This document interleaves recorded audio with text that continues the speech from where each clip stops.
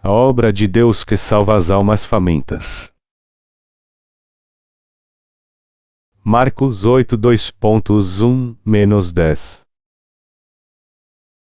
Naqueles dias, reunindo-se outra grande multidão, e não tendo eles o que comer, Jesus chamou os seus discípulos e lhes disse: Tenho compaixão da multidão, estão comigo há 3 dias, e não têm o que comer. Se os despedirem em jejum para suas casas, desfalecerão no caminho, porque alguns vieram de longe. Os discípulos lhe responderam: De onde poderá alguém satisfazê-los de pão neste deserto? Perguntou-lhes Jesus: Quantos pães tendes? Responderam eles: 7. Ordenou ao povo que se assentasse no chão.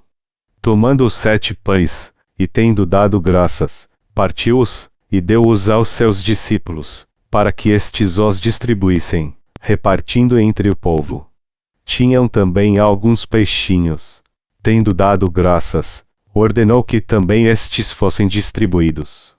Comeram e se saciaram. Dos pedaços restantes os discípulos levantaram 7 cestos. Eram cerca de 4.000 homens. Então, tendo-os despedido, entrou logo no barco com os seus discípulos, e foram para a região de Dalmanuta. Agora eu quero compartilhar com vocês sobre a obra, as bênçãos de Deus no Evangelho de Marcos. Quando Jesus estava neste mundo, muitos o seguiam porque ele curava e alimentava a multidão. Naquele tempo não havia muita comida em Israel. Eles eram realmente pobres. Então, muitos seguiam a Jesus onde quer que ele fosse. Vamos ver a palavra no capítulo 8, versículos 1-3.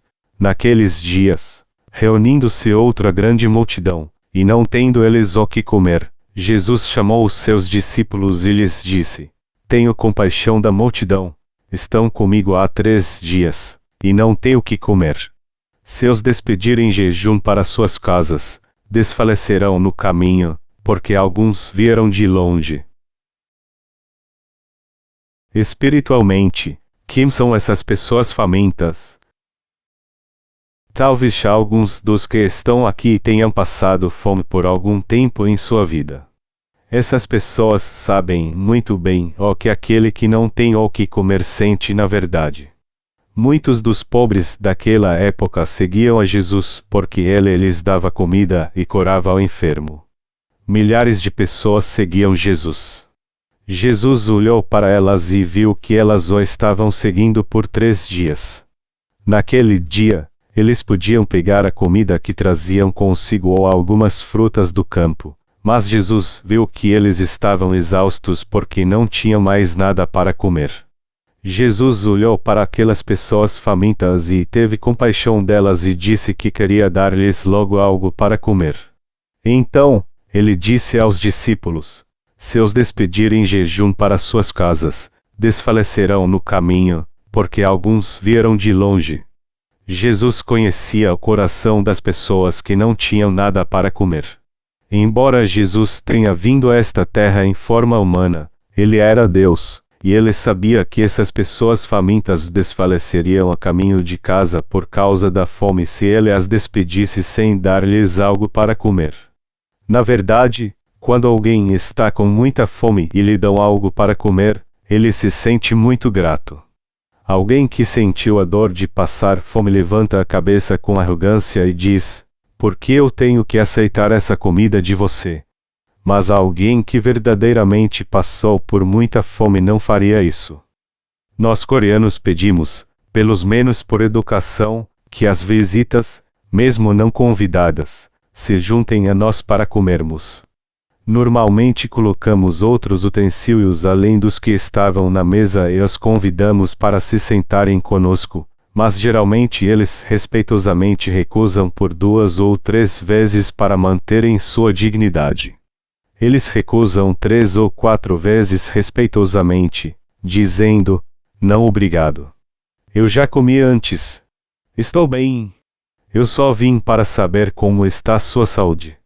Contudo, se respondermos: está bem, então continuaremos aqui fazendo nossa refeição sozinhos, só porque a visita se recusou algumas vezes. Se isso acontecer, nós passaremos por pessoas sem compaixão. É claro que nesses dias onde a comida é abundante, não fará muita diferença se respondermos assim. Do contrário, seria até ofensivo oferecermos tantas vezes assim. Mas como era 2 ou 3 décadas atrás, durante aquele tempo seria errado dizer, ok, nós comeremos sozinhos, só porque a pessoa recusou algumas vezes em comer conosco. Nesse caso em que a pessoa se recusasse a comer, o certo seria trazê-la à mesa, sentá-la e fazê-la comer. Teríamos que fazer isso à força desse jeito. É porque ela se sentiria maltratada se nós, anfitriões, não fizéssemos isso. Por que acontecia isso? É porque faltava comida a todos naqueles dias. Eu acho que já contei-lhes essa história. Mas antes de eu ir para a escola, não tinha ninguém em casa e não havia nada para comer, e eu estava com tanta fome que peguei o resto de macarrão que estava em um balde na rua. Embora estivéssemos nessa situação difícil, meus pais nos orientavam: jamais comam na casa de outras pessoas. Nunca vão à casa delas durante o horário das refeições. Naquele tempo, meu pai cria com todo fervor no confucionismo. Então, mesmo que não tivéssemos nada para comer, colocávamos a panela no fogo e fazíamos a fumaça subir pela chaminé para que as pessoas pensassem que estávamos cozinhando. E também não importava a falta de dinheiro pela qual estivéssemos passando, meu pai sempre colocava um tradicional terno branco coreano quando saía. Como podiam simples crianças viverem em tal situação? Frequentemente passávamos fome durante o dia todo porque nem podíamos ir à casa de um amigo durante as refeições. Um dia, eu vi um balde com restos de macarrão que alguém comeu e jogou fora. Nessa tenra idade muitos pensamentos passaram em minha mente. Eu pensei, eu gostaria de poder comer isso. Mas o que as pessoas pensarão se me virem comendo isso? Eu também pensei, isso será vergonhoso. E o que meus pais dirão se descobrirem? Porém, eu fui lá e comi os restos de macarrão do balde porque estava faminto. É claro que aquilo não foi o suficiente para encher meu estômago, mas foi o bastante para acalmar a dor da fome por um tempo. Isso me veio à mente quando li a passagem bíblica de hoje. De qualquer forma, a fome é uma grande dor para pessoas famintas. Como Jesus sabia muito bem disso, ele não podia simplesmente despedir as pessoas com o estômago vazio. Ele sabia que elas desfaleceriam no caminho se ele as despedisse dessa forma. Então, quando Jesus disse-lhes que lhes daria algo para comer, seus discípulos perguntaram: como alguém pode alimentar essas pessoas nesse deserto só com pão? Na verdade, os discípulos estavam certos. Naquele tempo, provavelmente havia, pelo menos, cerca de 10.000 pessoas seguindo Jesus. Então como ele poderia alimentar todas elas? Onde eles poderiam comprar todo o pão e arroz para fazer todo aquele pão? Era algo impossível. Mas Jesus falou com eles no Evangelho de Marcos capítulo 8 versículos 5 a 6. Quantos pães tendes? Responderam eles: 7. Ordenou ao povo que se assentasse no chão. Tomando os 7 pães, e tendo dado graças, partiu-os, e deu-os aos seus discípulos, para que estes os distribuíssem, repartindo entre o povo. Como está escrito na palavra de Deus, Jesus perguntou aos discípulos: quantos pães tendes? Eles responderam: 7. Esses 7 pães não eram suficientes. Era muito pouco, o suficiente apenas para encher uma lancheira. No entanto, o Senhor impôs as mãos sobre o pão, o abençoou e deu graças. Então ele deu o pão aos discípulos para colocá-lo diante do povo para que pudessem comer. O que a Bíblia nos fala que houve depois disso? Ela diz que todas as 4.000 pessoas reunidas ali comeram até se fartarem. As 4.000 citadas aqui só incluem os homens e não as mulheres e crianças que estavam também ali. Se todos fossem contados, ficaria em aproximadamente 10.000 pessoas. Mesmo assim, está escrito que o Senhor deu graças por esse pão e peixe e os distribuiu às pessoas e todos comeram até se fartarem, e quando ficaram satisfeitos ainda sobraram 7 cestos da comida que sobrou. Vamos agora ver o significado dos 7 cestos. O livro de Gênesis nos diz que Deus descansou no 7º dia. Assim, o número 7 representa a perfeição de Deus. Então, esses 7 cestos significam que Deus nos deu suas bênçãos abundantes. Ele deu o evangelho da água e do Espírito para todas as pessoas deste mundo, e essa é uma bênção mais que suficiente para alimentar a todos neste mundo. Além disso, os 2 peixes mencionados aqui significam a Igreja de Deus. Portanto, se interpretarmos o texto na íntegra, significa que Deus, através da sua Igreja, deu bênçãos abundantes àqueles que neste mundo estavam famintos espiritualmente ou fisicamente e que nada faltou nessa bênção. Podemos dizer que o ensinamento espiritual da passagem bíblica de hoje é: com sua obra da graça, Deus derramou muitas bênçãos sobre todos deste mundo.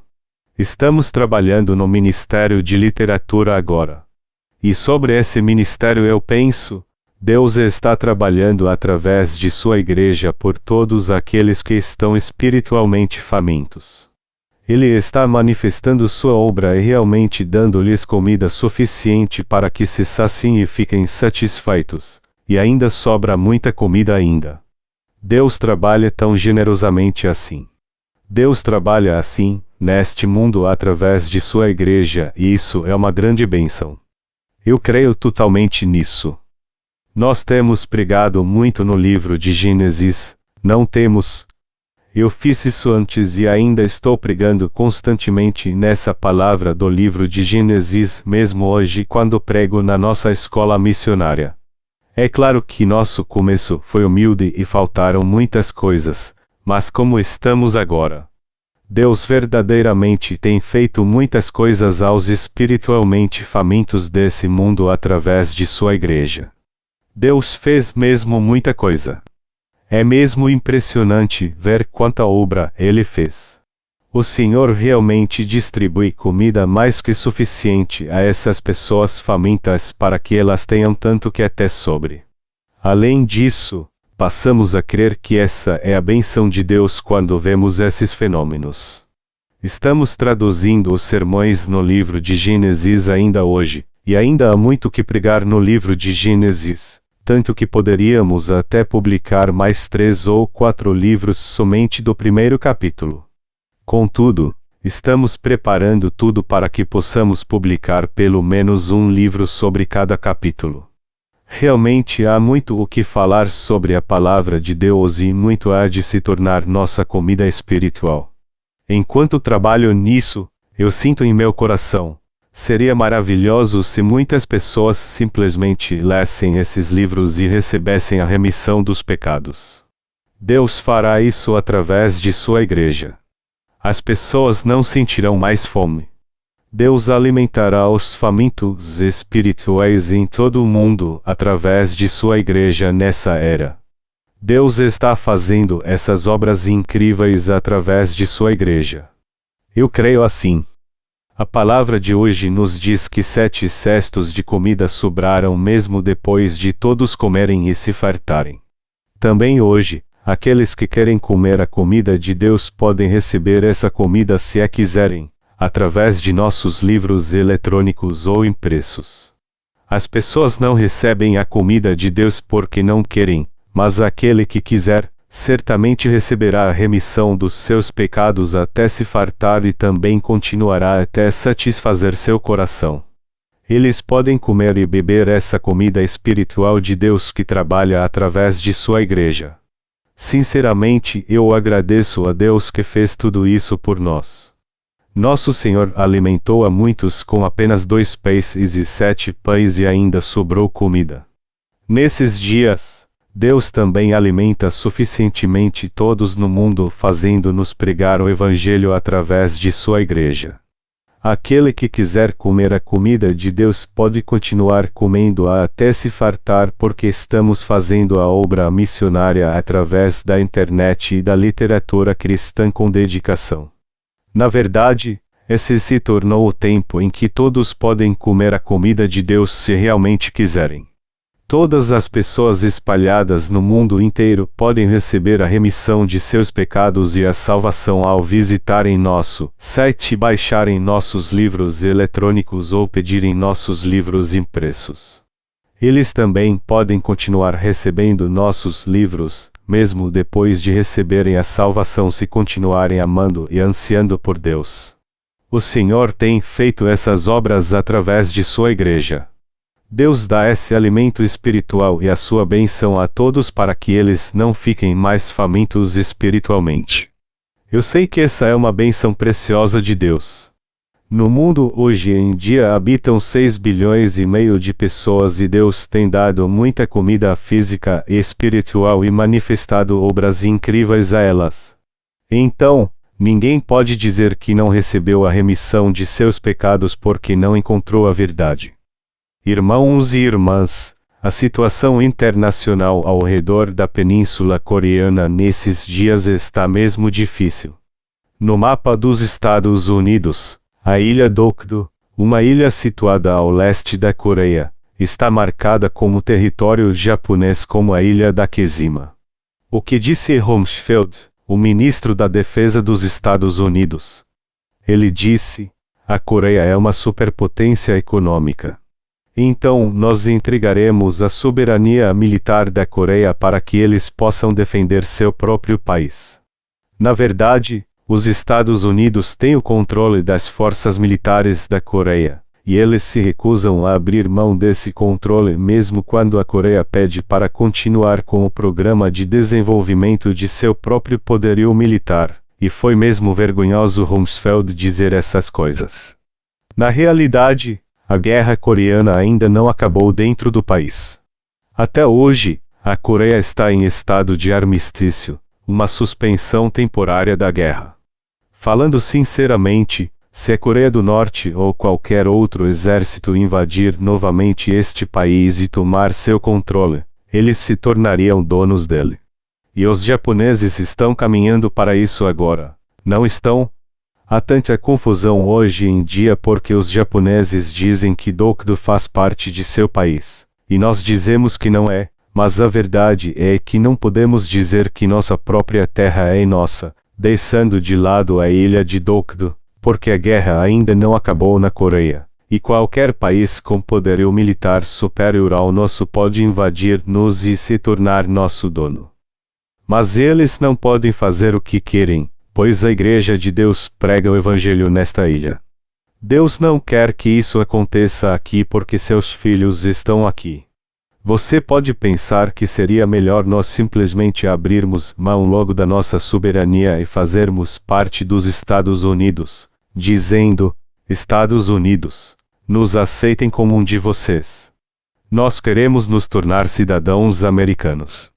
Eu também acho que isso seria o melhor a fazer.